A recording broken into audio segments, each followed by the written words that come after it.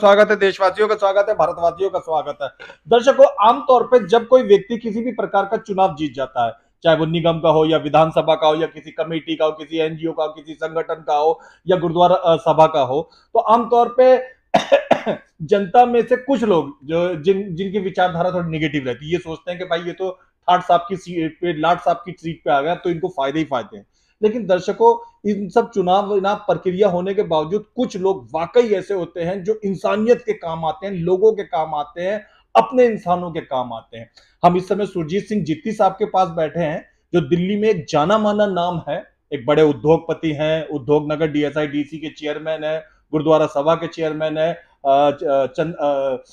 निहाल विहार गुरु हरिकृष्ण नगर public school के chairman है, और भी बहुत सारी पदों के ऊपर सुशोभित रहे फिलहाल। लेकिन हम इन्हीं मुद्दों पे ही लेंगे।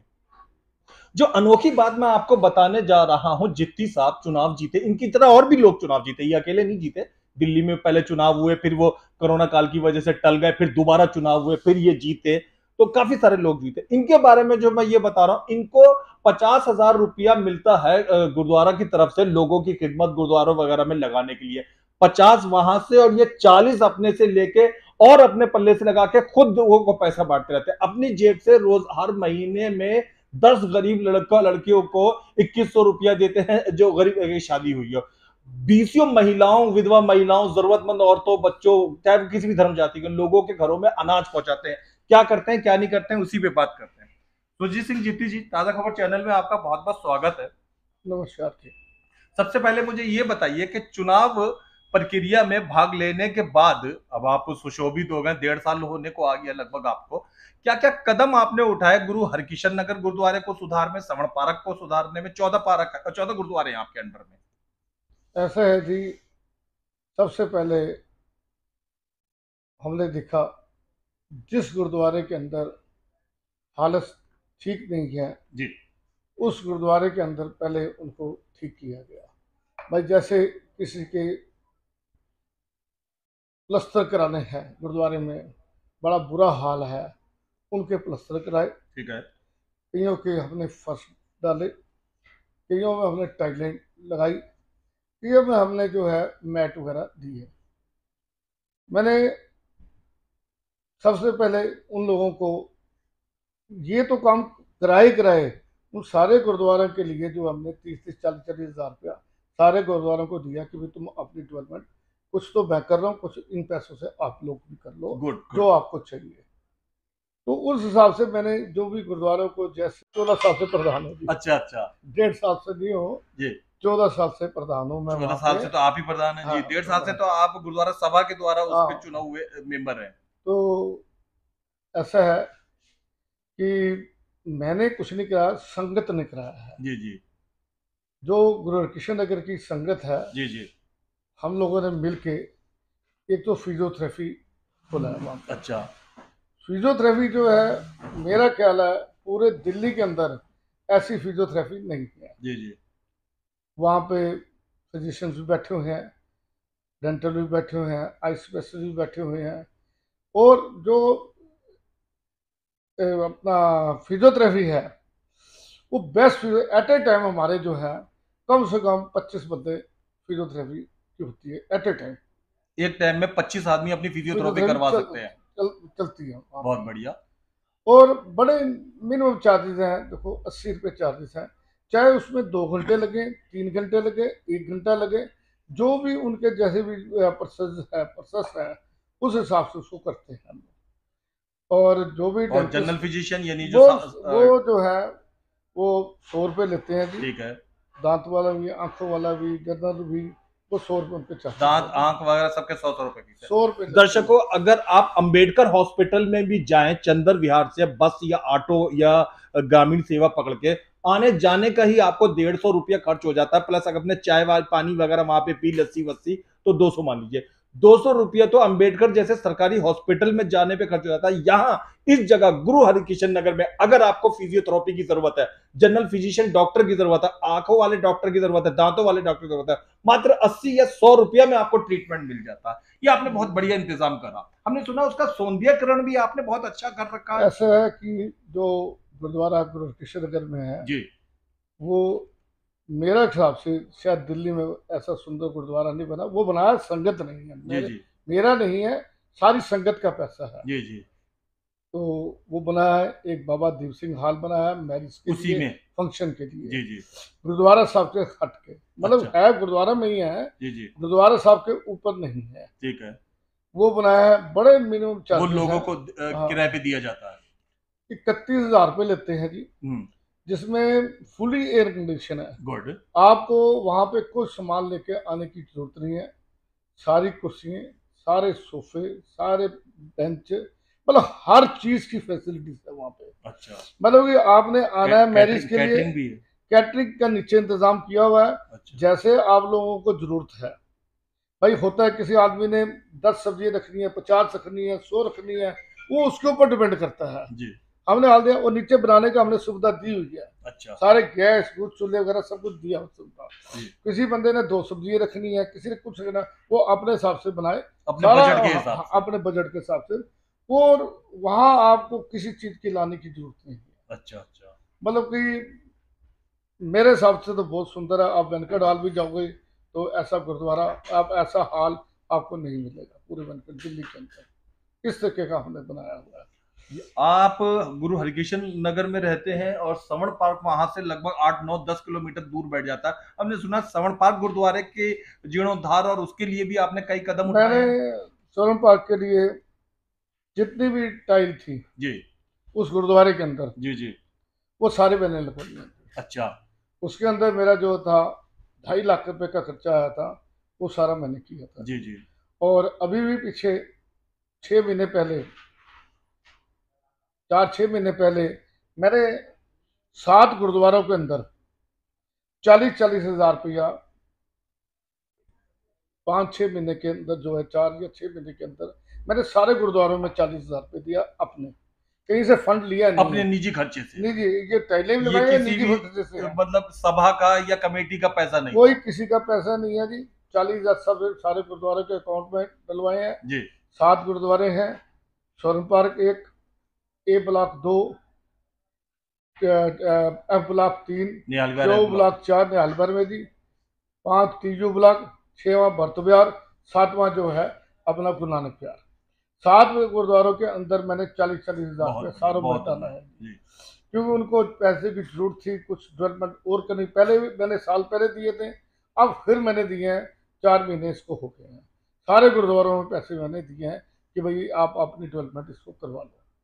बाकी जो है हमारे गुरुद्वारे के अंदर कोई बंदा आता है कि भाई बिटिया की शादी है, जो लोग कुछ नहीं कर सकते हैं, तो मैं ज़्यादा तो नहीं देता हूँ, चाहे महीने में 20 आदमी आए या 25 आए या 50 आए या 10 आए, मैंने 2100 रुपये सगन उनको डालना ही डालना है। और कुछ राशन उनको लेके देना है, वो मैं लेके उनको देता रहता हूँ। और उसके बाद यानी जो, महीने में चाहे 20 आ जाए या 50 आ जाए, हर 50 या 20 लोगों को आप 2100 रुपए दे देते बिल्कुल हैं। देता हूँ। और जो आदमी आ और जाते हैं, अगर कुछ गरीब जरूरतमंद विधवाएं या और जरूरतमंद महिलाएं वगैरह आ जाए राशन की समस्या से जुड़ी हुई, तब आप क्या करते कदम उठाते हैं। देखो मैंने यहाँ पे 2 सिलाई सेंटर खोल रखे हैं अच्छा। निहाल बिहार के अंदर। गुरुद्वारे में। देख निहाल भर में मैंने जगह लेके उसका किराया भी मैं ही देता हूँ। अच्छा उसमें जो ट्यूटर भी मैंने रखा हुआ है, अच्छा। जिसकी 8 हजार रुपये सैलरी है, किराया अलग है, ट्यूटर की सैलरी है, 2 जगह में ये चीज चल रही है। ये मुझे वाकई किसी ने नहीं बताया, ये तो अभी ये पता चला है। इसलिए है, जो हमारी विधवा बहनें हैं, जी जी जो जरूरतमंद बहनें हैं, जी जी। भाई जो नहीं कमाती लोग आगे ऐसे हाथ फैलाती हैं, मैं कहते आप हाथ मत फैलाओ। बहुत मैंने बढ़िया। ट्यूटर रखा हुआ है जो आपको कटिंग सिलाएगा, कटिंग सिलाई करवाएगा कढ़ाई और कटिंग। सिलाई करवाएगा। जी जी। आप दिन में एक सूट भी सी लेंगे हम्म। तो उसमें आपको 350 400 रुपये मिल मिनिमम जाएगा। 300 का रेट चल रहा है जनरल का। जनरल चल रहा है जी, मैं थोड़ा कहता उसके हूँ, अंदर फैशन वैशन करवा लो तो 600 रुपया का हो जाता मैं है। बात कर रहा हूँ, चलो 300 ही लेके चलो, जी। हम ज्यादा ऊपर नहीं चलते हैं। 25 दिन काम कर लिया उसने, तो क्या है, 7,500 रुपया हाँ। महीने का कमा एक लिया। मिडिल क्लास के लिए तो जो एक बंदा ठीक। ऐसे हाथ ला रही जी थी, जी। आज ऐसे पैसे बिल्कुल देती सही है, बिल्कुल सही। उन लोगों के लिए सिलाई सेंटर खोले गुरु हैं। हरिकृष्ण नगर में। गुरु किशन निहाल बिहार चंद्र बिहार में। अच्छा बहुत बढ़िया बहुत बढ़िया। अब निहाल बिहार चंद्र बिहार के अंदर मैं कंप्यूटर सेंटर खोल रहा हूँ, अच्छा। जो कि 10 कंप्यूटर लग रहे हैं 2 जगह के जी। ऊपर, एक चंद्र बिहार में, एक निहाल बिहार में। गुड। वो इसलिए लगाया जा रहा है कि बच्चों को बेसिक आ जाए। जी क्योंकि बनता बच्चा क्या करता है, जिस हम 8वीं 10वीं तक लोग पढ़ते हैं, देखो जी यहाँ जी पे जी जी।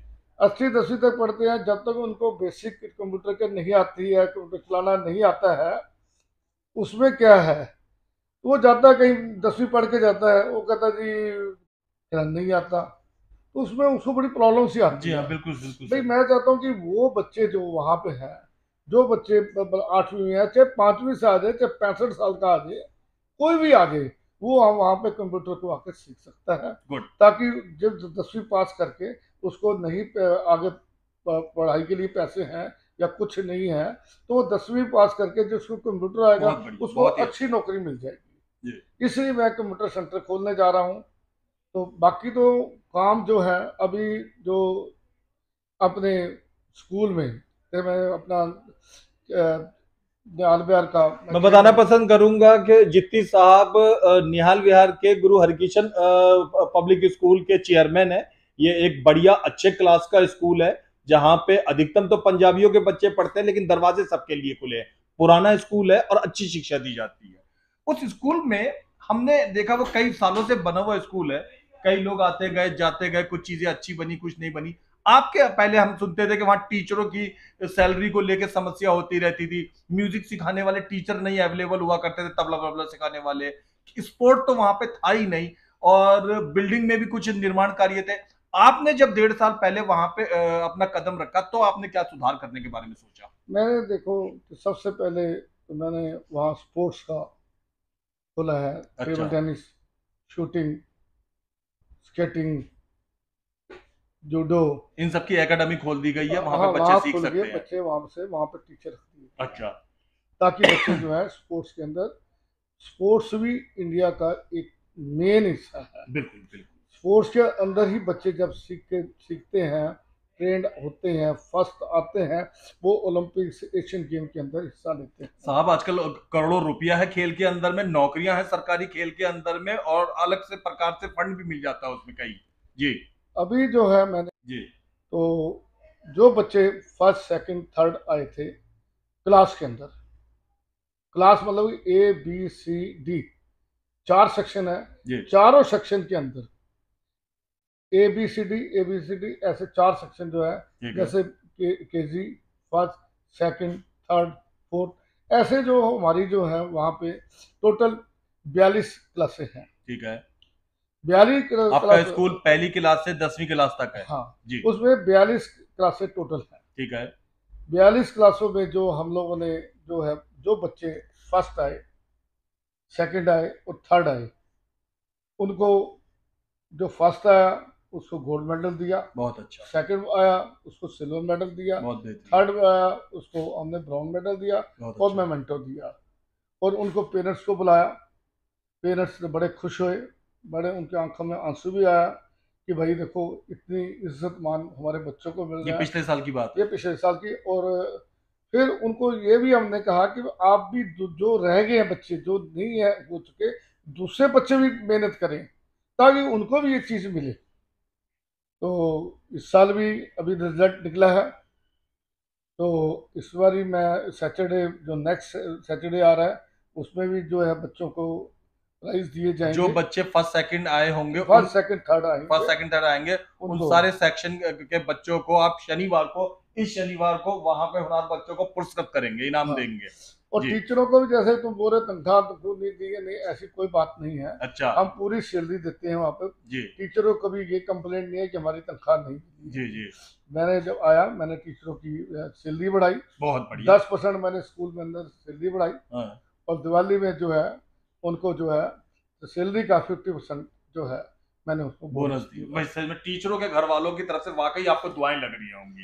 ये तो वाकई आपने बड़ा अच्छा और बेहतरीन कदम उठाया। ये तो हमने अपना सारा कोई सुझाव से, हमारी ऊपर मैनेजमेंट से पूछ के, जी। उनके सुझाव से हमने ये किया है अच्छा, अभी कि स्कूल पर ही रहते हैं जित्ती साहब। स्कूल अच्छी बात है 10वीं तक है, लेकिन दो चीजों पे हम जिक्र करेंगे। नंबर एक, स्कूल में कुछ रेनोवेशन की जरूरत है, निर्माण कार्य की। नंबर दो, स्कूल के 12th तक होने का मसला काफी लंबे समय से अटका पड़ा है। इस मामले में अभी आपके पास 3.5 साल का कार्यकाल है, आप क्या कहना चाहते हैं?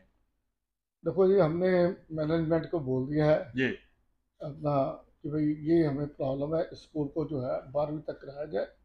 वो लोग ट्राई कर रहे हैं इसको, जी, फॉर्मेलिटीज गवर्नमेंट पूरी से करने के लिए। फॉर्मेलिटी पूरी कर रहे हैं और गवर्नमेंट से बात भी कर रहे हैं कि गवर्नमेंट का मुद्दा है, गवर्नमेंट ही करेगी इसको। तो वो प्रोसेस चल रहा है। और जो आप बोल रहे हैं इस वाली जो छुट्टियों के अंदर है, पूरी इस स्कूल के अंदर सफेद जो भी चीज़ की मरम्मत की जरूरत मरम्मत होगी। है, वो टोटल सारी करा दी जाएगी। हमारे पास जो है 1.25 महीने की छुट्टियां हैं। 1.25 महीने के अंदर पूरा स्कूल जो है ऐसा लगेगा कि ये आज ही बना है। बहुत अच्छा, बहुत अच्छा। अच्छा दर्शकों, मैं बताना पसंद करूंगा कि जिस समय किसानों ने आंदोलन किया था दिल्ली में, तो ट्रक भर के हजारों जूते, शूज, अच्छे अच्छी क्वालिटी के, लगभग दो दो ढाई ढाई हजार के। आमतौर पर सामान्य व्यक्ति 2-2.5 हजार रुपए का जूता नहीं पहन पाता। मैं तो खाते पीते घराना का हूं, मैं भी 2.5 हजार का जूते नहीं पहनता। जितनी साहब ट्रक भर के जूते ले गए थे और वहां पे किसानों को वितरित करे थे। इसके अलावा कोरोना काल में इनका दरवाजा, इनका भंडारा खुला ही रहा था। जो जो जरूरतमंद था, चाहे वो कैसा था, किसी भी प्रकार का, उस जरूरतमंद को अनाज और उसके पूरा राशन की पैकेट देना इनका ये काम ही रहा। ये बेहतर लोगों में से, बेहतर इंसानों में से आते हैं। अब हम आ जाते हैं बुजुर्गों के ऊपर। कई सारे अपनी कम्युनिटी के लोग जो बुजुर्ग हैं और जिनको चलने फिरने या फिजियो या और चीजों की परेशानी होती है, उनके लिए आप क्या कदम उठाना चाहेंगे भविष्य में? देखो, जो बुजुर्ग हमारे पास आ जाता है कि भाई मैं जो गुरुद्वारे के अंदर उसको फ्री ऑफ कॉस्ट फिजियोथेरेपी कराते हैं। अच्छा। जो वाकई पैसे नहीं दे सकता है तो उसको देते हैं। जैसे कल भी वहाँ पे प्रोग्राम था वेंकट हॉल के अंदर। यूफोरिया में। हाँ, जी। तो वो भी विधवा के लिए था। विधवा नहीं, अपने अपना क्या कहते वृद्धाश्रम हैं, के वृद्ध लिए था। आश्रम था। जी। मतलब कि वहाँ भी मैं उनके साथ चलता आ रहा अच्छा। हूँ। और कल भी मैं मैंने बता दूं कि निहाल बिहार का सवर्ग वृद्ध आश्रम, ताजा खबर उस चैनल उस वृद्धाश्रम से जुड़ा हुआ है। वहाँ 75 लावारिस सारा बुजुर्ग रहते हैं और जीती साहब भी वहाँ सहयोग देते रहते हैं। जी। तो मैं उस सहयोग तो देते रहो। तो कल भी मैंने छोटी सी रकम दे दी। जी मैं कह जी 51,000 मेरा भी एक और लिख लो। जी जी। तो बाकी भी देते रहते हैं। तो फिजियोथेरेपी तो आपने बुजुर्गों के लिए वाकई अच्छी कर रखी है, लेकिन और जनरल चीजों के लिए, बुजुर्गों की मदद के लिए आप क्या क्या कर रहे हैं? भाई जैसे जनरल बीमार जो भी होते हैं, वो सबको पीठ दर्द की जरूरत नहीं होती है, बीमार पड़ते हैं, खांसी बुखार वगैरह की होते हैं, दवा की कमी होती है। मैंने पहले भी आपको बताया है कि जो भी आदमी दवाई नहीं ले सकता है, मैं उनको फ्री ऑफ कॉस्ट दवाई देता हूँ। अच्छा। वो मुझे पर्चा दे देते गुरु हैं। हरिकृष्ण नगर गुरुद्वारे में वो जा सकते वो हैं? हाँ, वो सारे कम्युनिटी के बंदे, वो तो जरूरी नहीं है कि गुरकिशन नगर के हैं। हाँ। वो निहाल ब्याज, चंदर ब्याज से सब जगह से आते हैं अच्छा कि भाई अच्छा। हम लोग दवाई ये परचेज नहीं कर सकते हैं। ठीक है। तो मैं उनको बोलता हूँ जी ठीक है जी, आप बहुत अब अच्छा, बहुत दवाई की बढ़िया। पर्ची दे जाओ। ठीक है। नेक्स्ट डे उनको दवाई ला के दे देता हूँ। बहुत उनसे अच्छा। कोई चार्जेस नहीं लेता हूँ।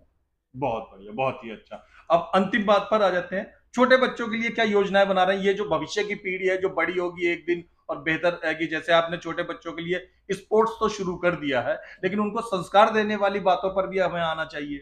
पर संस्कार तो हमने स्कूलों में बोल दिया है कि भाई उनको सिखाओ, जी जो बड़ों की इज्जत करो। जी। और अपने देखो, हम लोग सिखाते हैं। मेरे तो वही होता है कि भाई हमारे जो बच्चे हैं, तो बच्चे जो हैं वो पंजाबी जरूर सीखें। जी। क्योंकि पंजाबी भाषा को बढ़ावा देने के लिए बढ़ावा जीती देने के साहब क्या लिए जो कर रहे हैं आप? सिख है। जी मैंने अभी जस्ट अभी महाराजा रंजीत सिंह की एक के लिए, जी जी। महाराजा रंजीत सिंह का जो लास्ट बेटा था, जी। जो सबसे दिलबाग सिंह था, अच्छा। वो था। और वो जो उसकी माँ, दिलबाग की। हाँ, जी। तो उसकी माँ जब वो 5 साल का था, तो अंग्रेजों ने कहा, जब रंजीत सिंह जी की डेथ हो गई थी, जी। महाराजा रंजीत सिंह की, महाराजा रणजीत तो सिंह। उन्होंने कहा, कहते भाई ये तो राज करेगा हमारे पास, जैसे इसके बाप को हम हरा नहीं सके आज तक जिंदगी के अंदर। जी महाराजा रंजीत सिंह का एक बार भी कभी हारे नहीं जी थे। जी। जी, सबसे ज्यादा जंगबाज योद्धा थे हाँ और बहुत हाँ। दयावान आदमी थे। वो उनको जो है उठा के ले गए। जी, दिलबाग सिंह को। हाँ, वो वहां पे अपना इंग्लैंड के अंदर उसको ले गए। अच्छा। महारानी ने उसको, महारानी अपने पास लेके गई।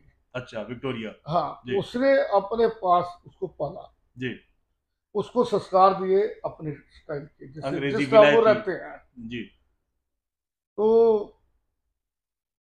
वो जो एक बारी उसके वो जो है कलकत्ते आया, तो रणजीत सिंह जी का बेटा जब कलकत्ते आया तो माँ उसको मिलने के लिए चली गई।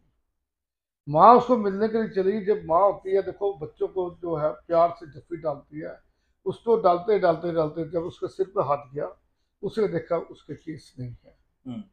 बोना हो चुके थे। हाँ, क्योंकि उन्होंने अपने स्टाइल से पाला हुआ था, जी, जैसे विलायती अंग्रेजी तरीके टूर से, होते जैसे हैं। अंग्रेज रहते हैं। तो फिर उस हिसाब से फिर उनको क्या है कि माँ ने उसको समझाया कि भाई ये गलत है।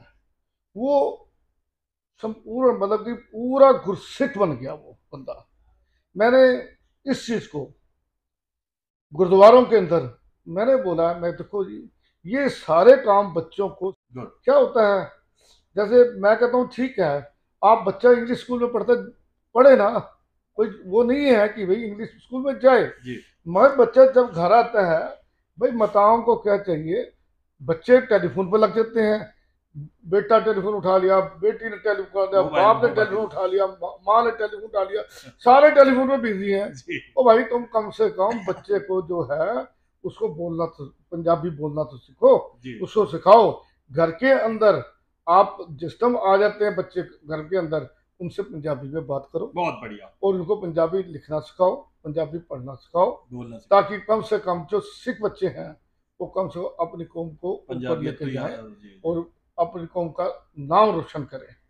इसीलिए मैंने अपने गुरुद्वारों के अंदर जो मैंने अभी जो है ट्यूटर रख दिए हैं जी।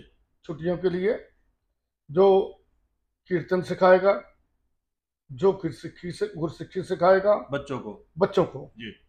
ये 1.5 महीने का जो छुट्टियों का है, मैंने सारे टीचर रख दिए हैं। वो पंजाबी लिखना सिखाएगा, बहुत ही अच्छा। पंजाबी पढ़ना सिखाएगा, अपनी गुरसिक्खी के बारे में बताएगा। ये मैंने यहाँ पे जो है 3 ट्यूटर जो है गुरु हरकृष्ण पब्लिक स्कूल गुरु हरकृष्ण नगर के अंदर जो गुरुद्वारा साहब है उसके अंदर मैंने 3 टीचर रखवा। अगर आप चंदर विहार या निहाल विहार एरिया के या नागलोई एरिया के रहने वाले हैं और पंजाबियत से जुड़े हैं और अपने बच्चे को पंजाबी भाषा सिखाना चाहते हैं, पंजाबी संस्कार सिखाना चाहते हैं, पंजाबी म्यूजिकल इंस्ट्रूमेंटों के विषय में बताना चाहते हैं, तो आप गुरु हरिकृष्ण नगर निहाल विहार में दलेर मेहंदी फार्म हाउस के पास अपने बच्चे का वहां पे मई जून के महीने में एडमिशन करवा सकते हैं। ये शॉर्ट टर्म कोर्स है, समर वेकेशन कोर्स जिसको कहते हैं। इस कैंप में आप अपने बच्चे को सिखा सकते हैं। बहुत अच्छा।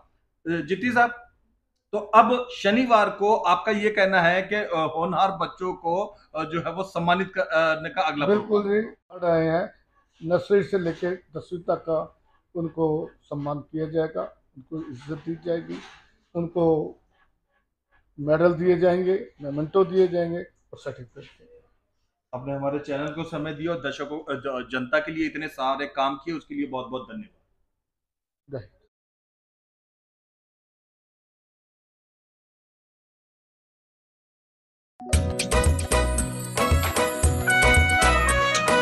हर पल मस्ती और रंगीन विद सतमोला नमकीन, इससे बेटर है नथिंग। सतमोला नमकीन डिफरेंट टेस्ट है बेमिसाल, पनीर भुजिया भी कमाल, इसके टेस्ट के सब शौकीन। हाँ सतमोला नमकीन, सतमोला स्वीट्स एंड नमकीन, इससे बेटर है नथिंग। हाँ सतमोला नमकीन।